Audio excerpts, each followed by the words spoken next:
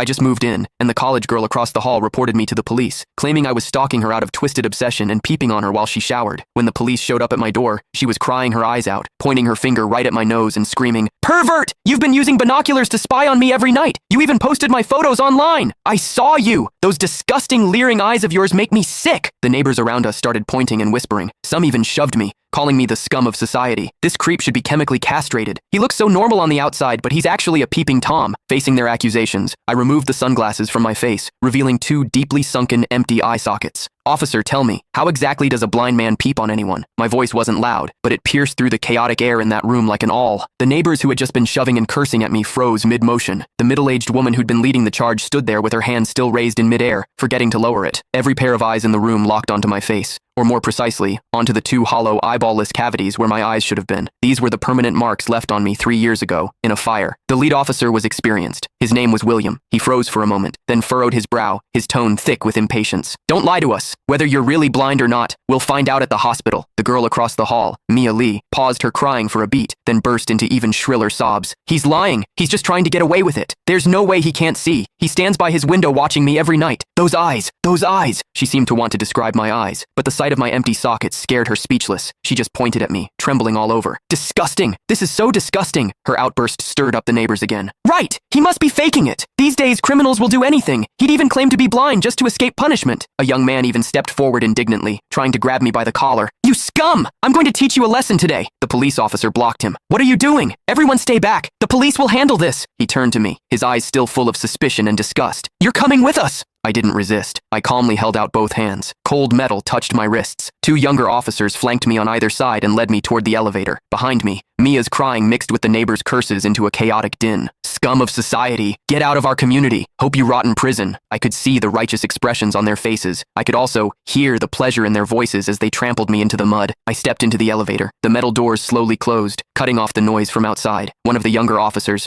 probably new to the job, couldn't help but ask me quietly, Are you really blind?" I tugged at the corner of my mouth but didn't answer. The other officer patted his shoulder, signaling him to keep quiet. But I knew that in their minds, the scales had already tipped completely in favor of that tearful young girl. After all, it was a young, pretty, pitiful college student on one side, and on the other, a suspicious man living alone, wearing sunglasses. In their eyes, it was crystal clear who was the victim and who was the perpetrator. What they didn't know was this. Sometimes, what the eyes see is the biggest lie of all. And I, a blind man, had seen something that none of them had. For instance, when Mia accused me, her heartbeat was steady, without a single ripple of genuine emotion. The interrogation room at the police station was harshly lit by fluorescent lights, and the air smelled faintly of mildew. I sat on a cold metal chair. Across from me were William and a female officer taking notes. Click the link in my bio to get the full story for free.